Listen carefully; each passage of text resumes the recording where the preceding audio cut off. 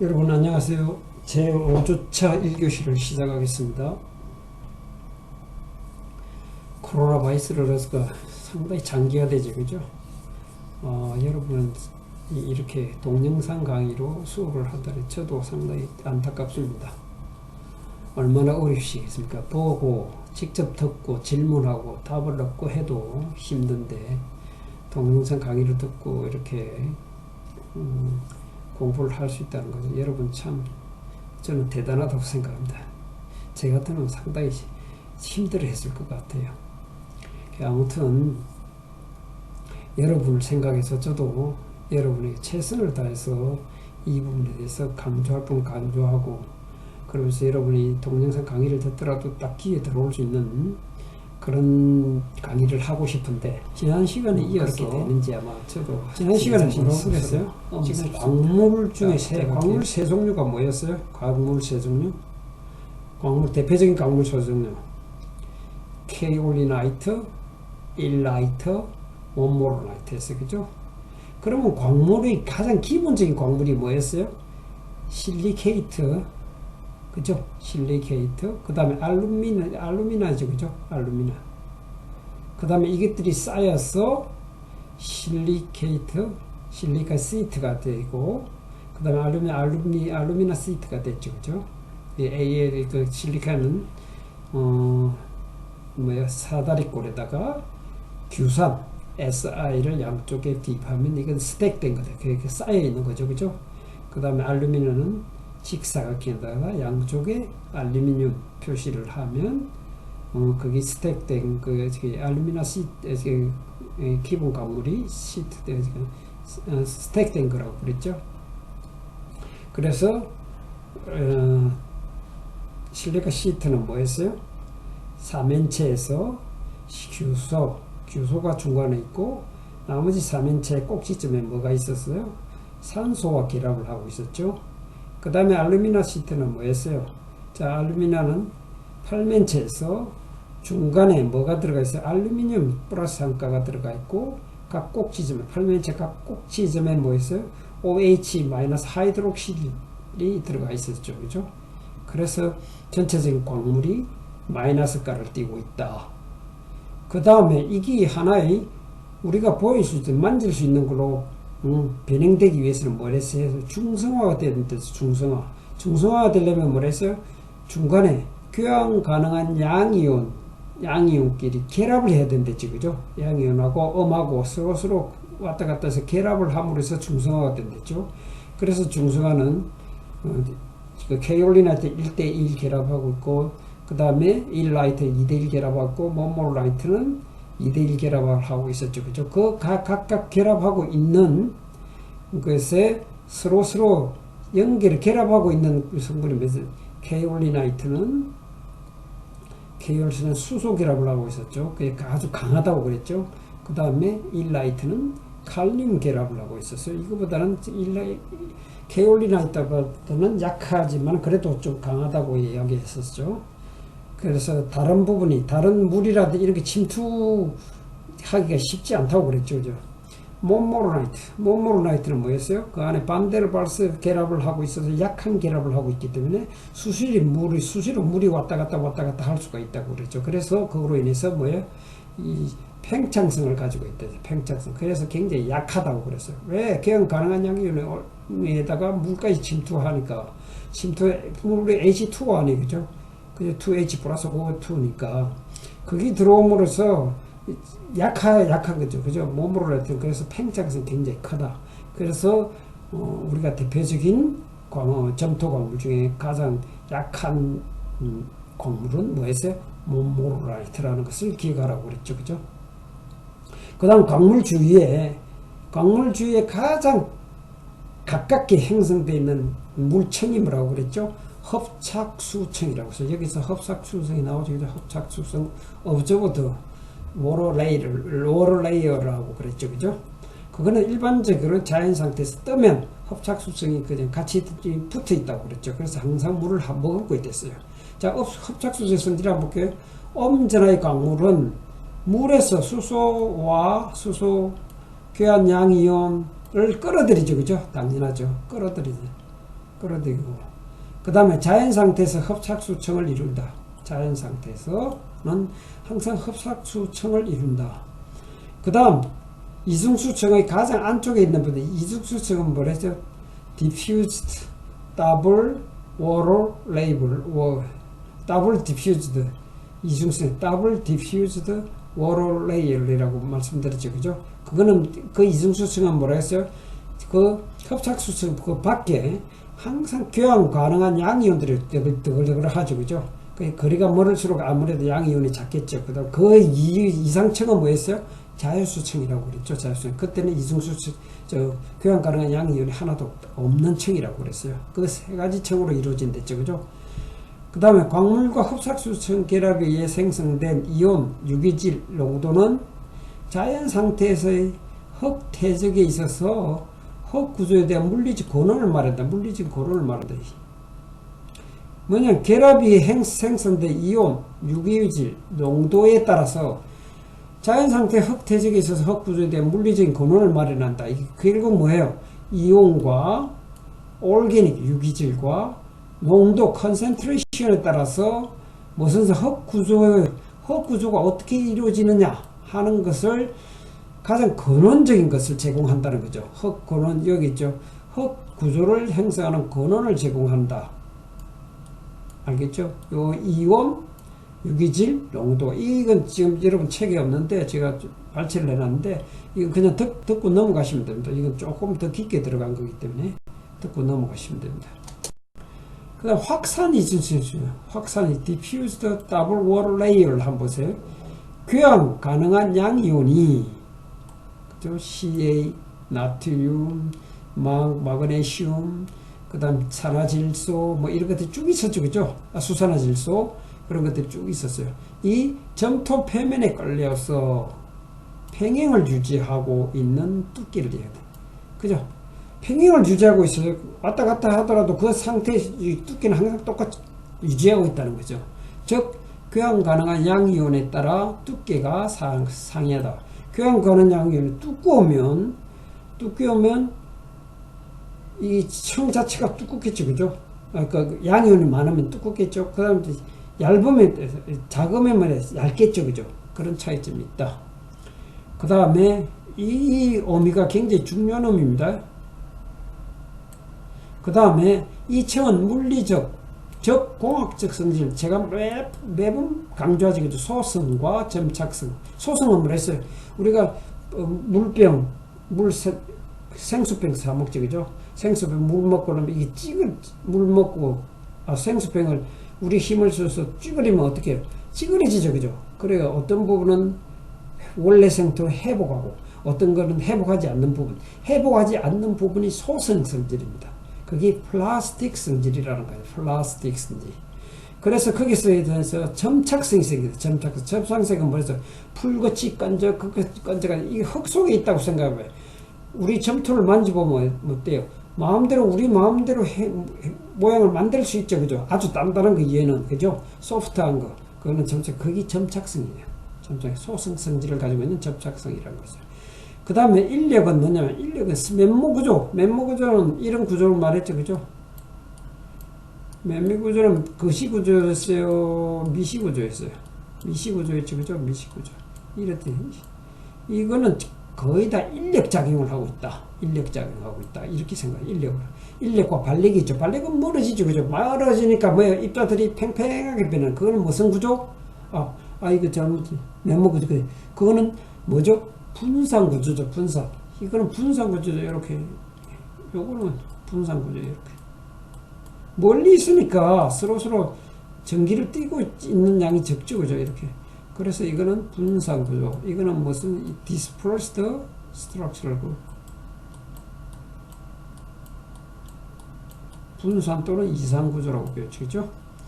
인력은 두 입자 사이의 동일한 거리에 이중수층의 두께가 얇을 때 발생한다. 즉 교환이온수가 작기 때문에 발생한다. 무슨 말이에요? 교환이 두께가 얇을 때 아까 앞에서 말한 거 조금 다르네요. 동일한 거리예요. 동일한 거리를 가정한 거예요. 동이랑 거릴 땐 두께가 얇을 때 발생한다. 인력은. 왜요? 교환 이온수가 작기 때문에 두께가 얇으니까 두께가 얇으면 서로서로 잡아 당기는 게 많다는 거죠. 인력은 그죠? 이중수는 두께가 얇을 때 왜냐 교환 이온수가 작음으로 인해서 어때요? 이 흡착수 속에서 당기는 힘이 있죠. 그죠? 당기는 힘이 있다는 거죠. 그게 그래서 인력이 발생한다는 거예요. 그런데 반력은 뭐예요? 교환이온수가 워낙 많으면 교환이온수끼리 서로 밀어내, 서로 밀어내서, 그죠? 서로 밀어내서, 그래서 반력이 작용한다는 거죠. 인력과 반력이 플러스나 마이너스나를 말씀드리는 거죠, 그죠? 그 다음 인력은 수소결합, 반대로 발수 힘, 화학적이고 유기적인 결합 행태에 의존한다. 인력이라는 것은 수소결합하고 우리 중성화시키기 위해서 이런 힘들이 있었죠. 그죠? 수소결합은 어디 있었어요? 수소결합은 무슨 점토에 있었어요?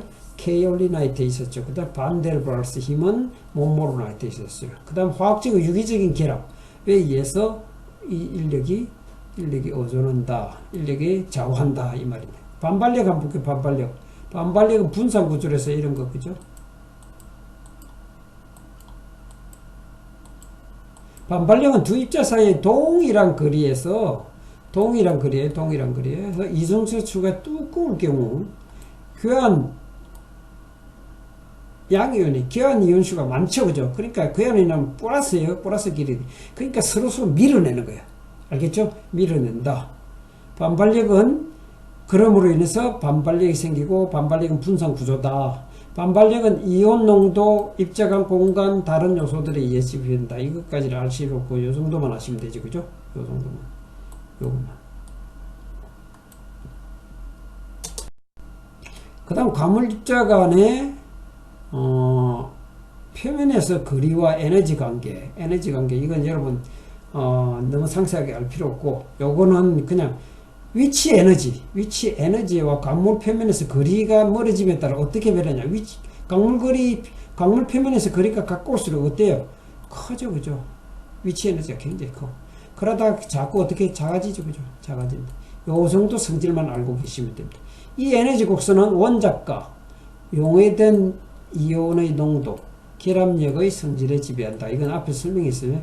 거리는 교환 가능한 양이온 종류에 따라서 변한다. 알겠죠? 이렇게 변한다. 자, 멀리 있는 거는 거리가 멀다. 교환은 양이 종류에 따라서 변한다. 자, 위치 에너지가 거리가 가까울수록 어떻게 위치 에너지가 당연히 크겠죠, 그죠? 그래서 여기서 이거는 어떻게 해야 되는지 모르겠다. decrease in double water thickness by 감소제 어디에서요? 더블 워러 이중수 두께 되죠. 이중수의 두께는 어디에 의존해요? increasing 어디에 된? 뭐 증가함에 따라 one or more of the concentration 앞에 요거 했죠, 그죠? 요걸 지금 제가 번역해 놓은 거예요. 농도 어느 농도의 일렉트론 전해질이죠, 그죠? 그 다음에 원자까지, 그죠? balance of ion 원자까죠. 그 다음에 온도에 따라서 온도가 증가함에 따라서 의존한다. 그 다음에 뭐가 감소하면서 그 감소는 이게 증가함에 따라 감소한다는 거예요. 첫 번째는. 이거는 두 번째는 뭐예요? 감소함에 따라 감소한다. 뭐 감소하냐? one or more of dielectric. 다이하면 이중이죠. 이중전하죠. 상수죠. 그죠? of the four fluid는 간극수예요. 그 다음에 hydration, 수산화이온 크기, 그 다음에 pH, 그 다음에 anion absorption, 음이온의 absorption 하면 흡수죠. 그죠? 흡수가 감소함에 따라서 이 더블 레이어 두께는 감소한다. 이건 여러분 그냥 지나쳤어요. 그냥 한번 제가 왜 이거 지금 말씀드리냐면 앞에 제가 역학관계를 말씀드렸듯이 이것도 똑같이 해석하면 되죠. 앞에부터 차례대로 해석하면 되죠. 차례대로 해석해서 여러분들이 그림을 그리면 됩니다. 영어 할 때. 무슨 말인지 알죠? 영어는 그렇게 이제 앞뒤로 해석을 하면 안 되는지 여러분 아시죠? 익히 아실 겁니다. 그래서 기본적으로 영어 문법은 알고 그 다음에 차례차례로 해석해서 머리에 묘사를 해야 돼. 영어 공부 방식은 그렇게 해야 된대. 그래서 영어 공부는 지금 여기서 말씀드렸지 아니지만은 매일매일 공부하셨어요. 매일매일. 지금도 저는 영어 공부를 하고 있거든요. 매일매일 하고 있기 때문에 매일매일 여러분들이 지금 저는 지금 나이가 들을 때도 하지만 여러분들 앞으로 영어가 없이는 살 수가 없다는 거 지금 계속 강조합니다. 나중에 후회합니다. 나중에 후회. 그렇죠. 지금이 가장 늦다고 할 때 가장 빠르다는 말 있죠. 항상 그 영어 공부를 반드시 하시기 바랍니다. 그 다음에 계속해서 에너지 변화, 반발력과 인력이 어떤 행책이냐. 자, 거리가 멀어짐에 따라 인력이 어떻게 이렇게 감소하죠. 그죠? 반발력도 감소해요. 감소. 그래서 인력과 반발력의 차이가 붉은 점이에요. 이게 순수한 힘이에요. 그래, 반발력, 인력이 있어요. 만약 위에서 봐요. 반발력이 크죠? 그럼 멀어지죠, 입자가. 그죠? 입자가 멀어지는. 그걸 그냥 표시해 놓은 거예요.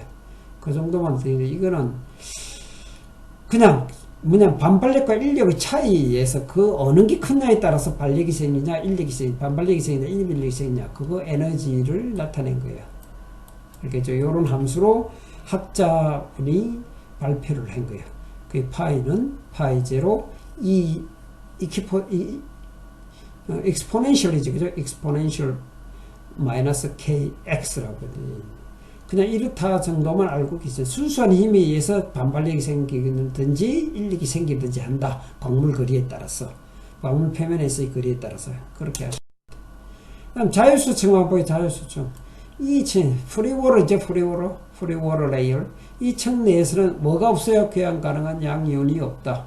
그죠?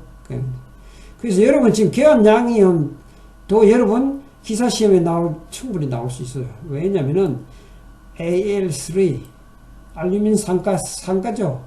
그 다음 칼륨 니가, 마그네슘 이가, 그 다음 수산화질소 일가, 칼륨 일가, H 수소 일가, 나트륨 일가, 리튬 일가. 자, 이럴 때 어느 기 교환이온 가능의 힘이 크냐?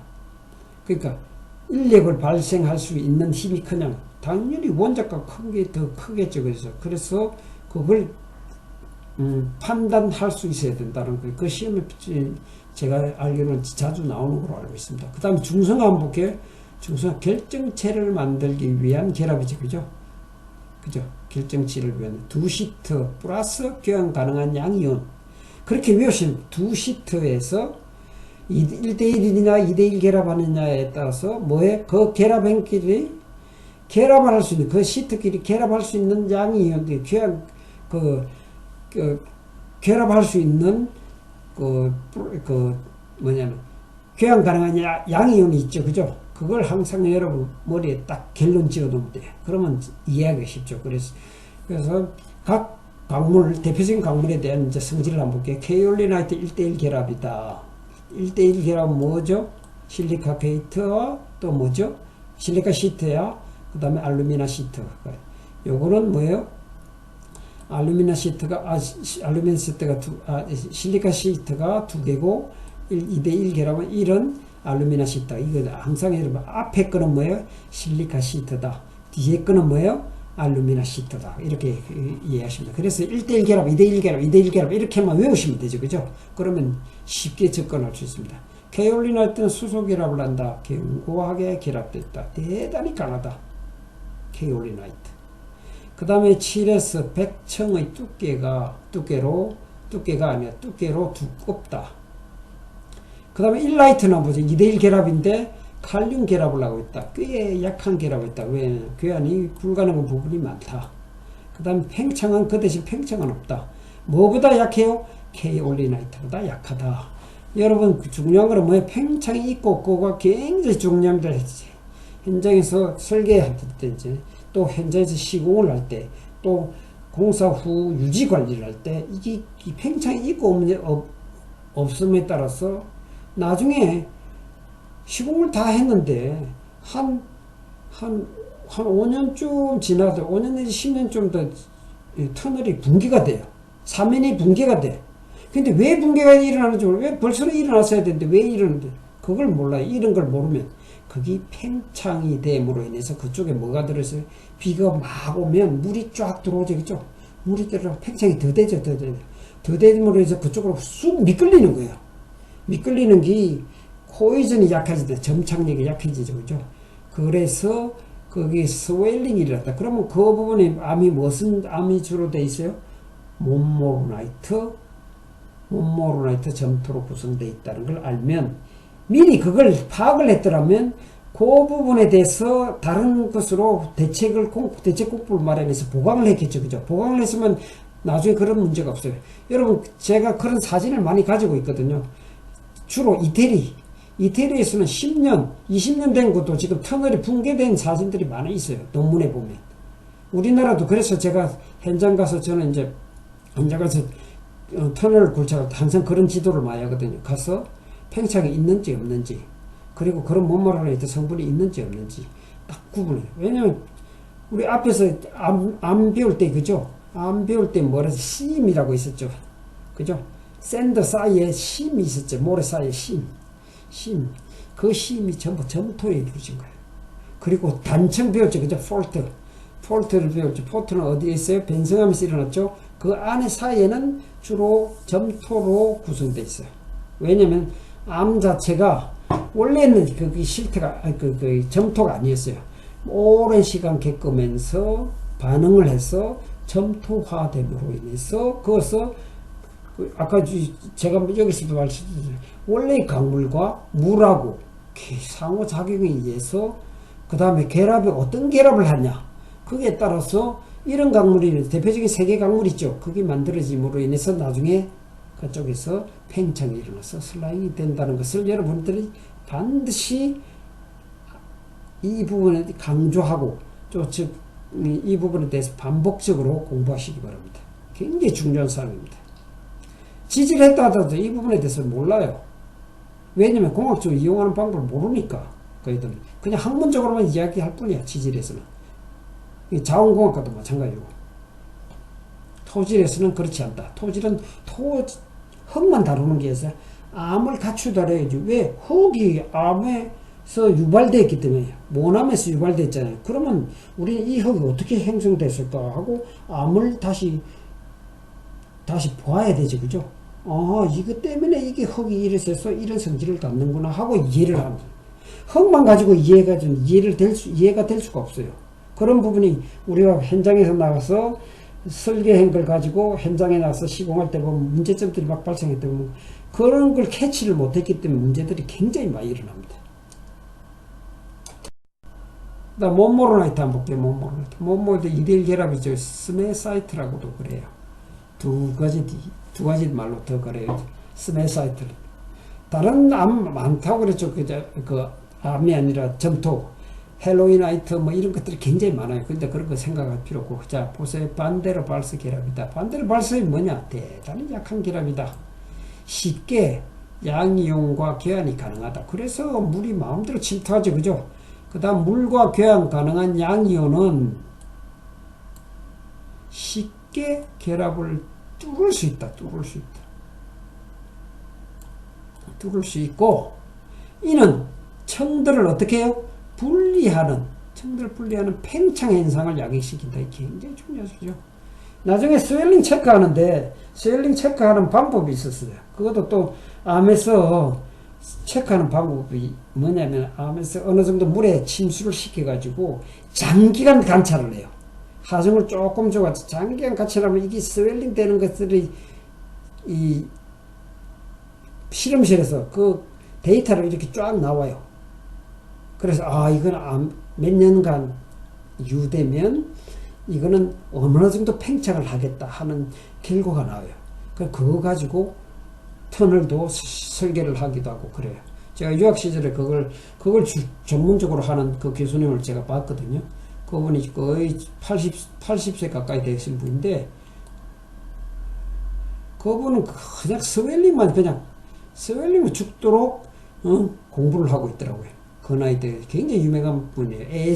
미국의 ASC라는 우리 토질에 관한 그 유명한 저널이 있어요. 저널이라면 잡지죠. 그 기술 잡지죠. 그죠? 저널이라는데 그 자장도 하고 하는 분인데 중국 분이에요.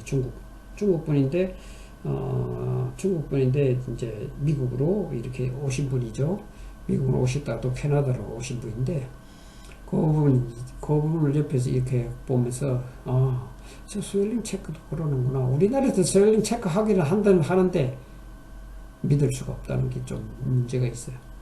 돈만 낭비하고 그런 부분이 있기 때문에 그 부분을 지금 이 부분, 몸으로 나타나면 팽창 현상이 일어나는구나. 아주 약한 부분이구나. 나중에 문제가 될 수 있는 부분이다 하는 것을 여러분은 염두에 두시기 바랍니다.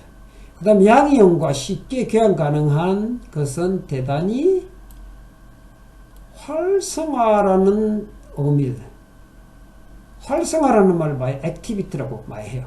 활성, 뭐든지 활성화되어 있다. 이게 뭐냐면 많이 움직이는 거죠, 그죠? 그러니까 양이온과 쉽게 교환 가능한, 왔다 갔다 많이 한다는 거죠. 그 말은 뭐냐면 결합 자체가 약하면 양이 스스로 왔다 갔다 하죠. 그래서 이거는 활성화다. 그럼 활성화되어 있다는 게 뭐예요? 암이 점토가 좋은 거야, 안 좋은 거야? 좋지 않은 거죠, 그죠? 성질이 좋지 않은 거죠. 우리는 말은 활성화되어 있다. 우리 보통 활성화돼 포지티브라고 막 액티비티즈 뭐 굉장히 포지티브한 사고방식 가지고 있는 사람, 저 사람 참 굉장히 활성화다 돼 있다. 좀 활동적이다고 이야기해요. 그게 좋은 놈인데 여기서는 좋지 않아요. 그러니까 활성화라는 말은 좋지 않다. 그 말은 무슨 말이냐? 양이온과 쉽게 교환 가능하다 하는 의미를 아시라는 거죠.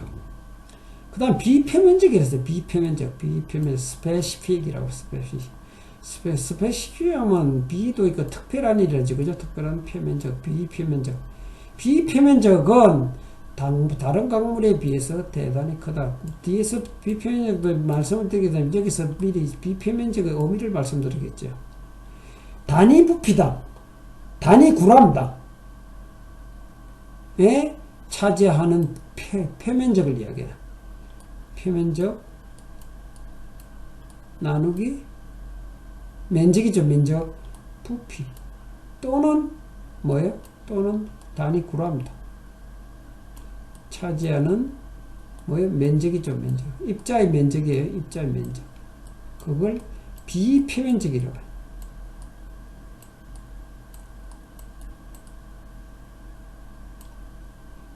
입자.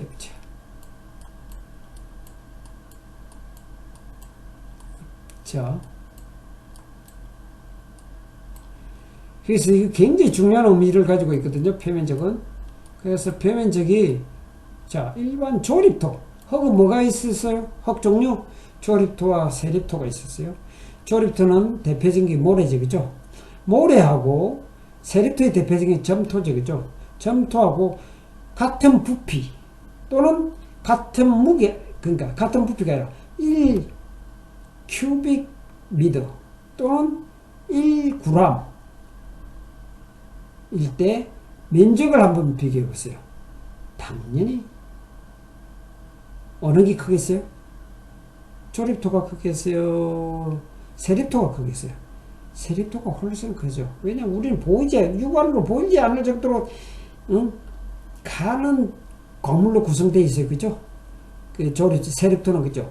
그러니까 그 면적이 엄청난 거죠. 그리고 조립토는 어때요? 우리가 눈으로 볼 수 있잖아요. 그죠? 눈으로 볼 수 있죠. 그래, 그 면적밖에 되질 않아요.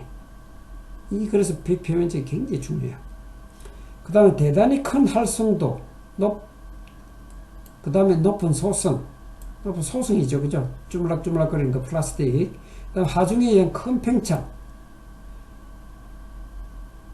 을 가지고 있고, 그 다음 큰 수축과 큰 부피 변화도 있다. 대단히 하여튼 굉장히 불리한 대표적인 점성토 하나죠. 그죠? 그 다음에 전하가 크게 부족하여 케이올리나이트보다 동일한 교환 가능한 양이온에 대해 훨씬 큰 인력을 갖는다. 전하가 부족해서 케이올리나이트와 동일한 교환 양이온이기 때문에 교환 양이온에 대해서 동일한 교환 양이온에 대해서 이 전하가 부족하기 때문에 훨씬 큰 인력을, 아까도 앞에서 말했죠. 얇은 거 있죠. 얇은 거. 큰 인력을 갖는다고 그랬죠. 그죠? 그런 의미를.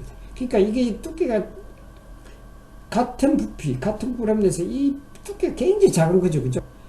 그래서 대단히 활성화되었다는 그런 의미를 쓰는 겁니다. 알겠죠? 여러분 반드시 이거 기억하셔야 됩니다. 활성화. 그 다음에 동행치안이 유명합니다. 이 동행치안은 또 많이 나오죠. 여러분 시험에도 굉장히 많이 나와요. 동형치안.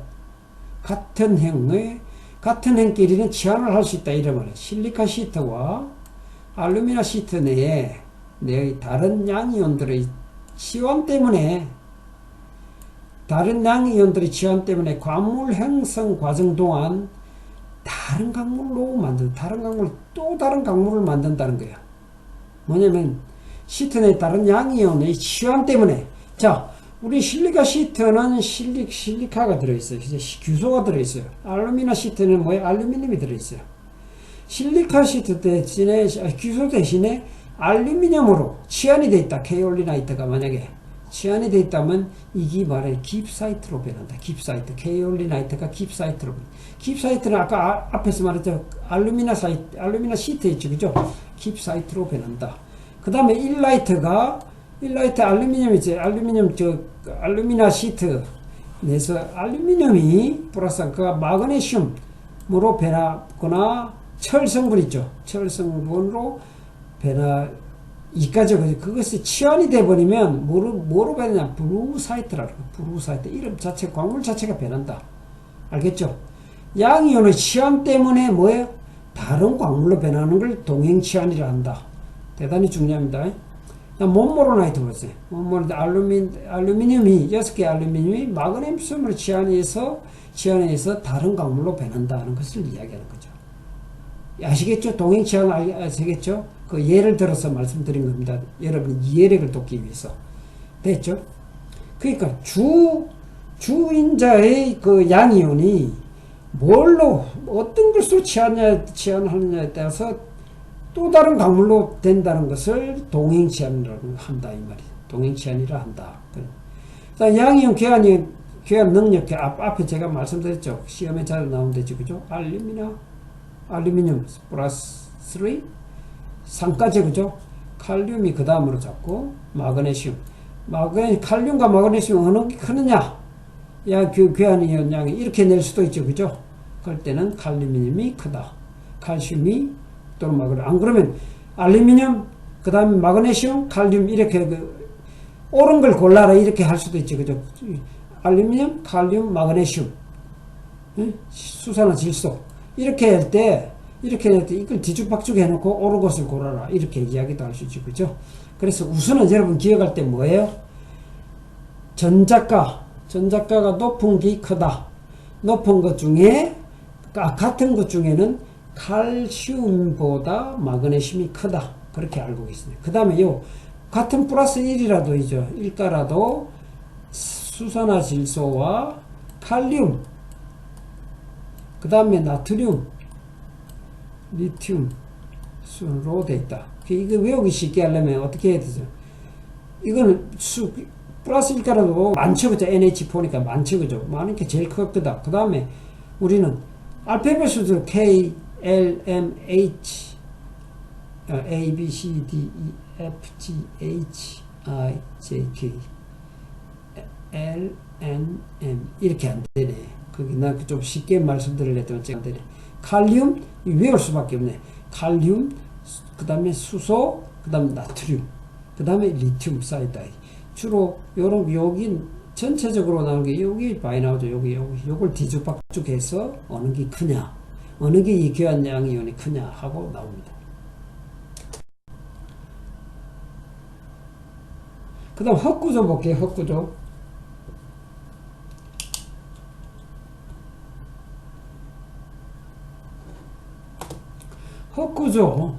헛구조 입자 간의 상호작용과 응력 이력에 의해 작용한다. 좌우된다. 미세구조 앞에서 설명했던 이제 상세히 설명합니다. 미세구조 이런 도메인에서 클러스터로 변해서 패드로 변한다는 과정인데 이건 여러분 모르셔도 됩니다. 자, 미세구조는 면모구조와 분산구조로 구성되어 있다. 자, 면모구조는 뭐예요? 면모구조 이거 아까 이야기했죠. 그죠? 계속 이야기해. 서로 엉켜 있다. 다음 항목의 증가와 함께 면모구조는 증가한다. 어디 전해질 농도가 증가되면 증가하고 이온 원자가가 증가하면 증가하고 온도가 증가하면 면모 구조가 증가한다. 그 다음 항목이 증가와 함께 감소가 한다. 이것이 증가함으로써 면모 구조가 감소된다. 어디 간극수의 양전기적 상수가 증가하면 면모 구조가 감소된다. 왜? 인력이 적기 때문에. 그 발력이 크죠, 그죠? 그 다음 수와 이온의 크기. 수와 이온의 크기가 증가함에 따라서 감소한다. 그 다음 폐하가 크기물수록 감소한다. 그 다음에 음이온 흡수가 클수록 감소한다. 그 다음 거시구조입니다. 거시구조는 여러분 배울 때 억력 이력 동안, 이게 억력 스트레스 히스토리라고 그래서 역사라고 했죠. 역사 동안 형성되는 여러분 앞에서 배웠죠. 조인트, 실트, 샌드심, 피셔, 루트홀 을 말씀드렸죠. 그죠?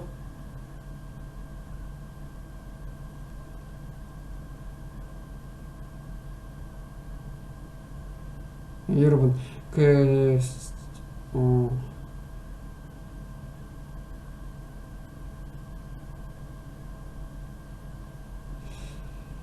여러분까지 지금 거식 구조까지 제가 마쳤는데 이거 다음에 광물과 주위의 물과의 결합에 의한 결과물 한번 볼게요. 점토광물, 왜 점토광물을 취급하는가 이제 이걸 이야기하는 거예요. 그냥 뭐냐면 우리는 왜 하는지를 모르기 때문에 한 번 더 짚어보는 관점에서 제가 정리를 해본 겁니다. 점토광물, 왜 점토광물을 취급하는가? 광물은 흙내에 있는 입자들의 표면, 특성, 크기, 모양을 지배하기 때문이다. 그 다음에 유체 형상과의 유체 형상, 함수비와의 상호작용과 함께 뭐가 달라져요? 표면 특성 앞에서 형상, 크기, 공학적 성질. 공학적 성질은 소승거동, 팽창거동, 압축거동, 강도거동, 투수계수 등을 결정한다. 그 다음에 구유소와 산소로 구성되어 있다. 화학적 구성과 구조에 따른 분리는 많은 결정파. 이거 여러분 여기까지는 그냥 끝내도록 하겠습니다. 이건 더 이상 깊게 들어가기 때문에 더 이상 하지 않겠습니다. 여러분 첫째 시간 고생 많으셨고 둘째 시간에 찾아뵙겠습니다. 수고하셨습니다.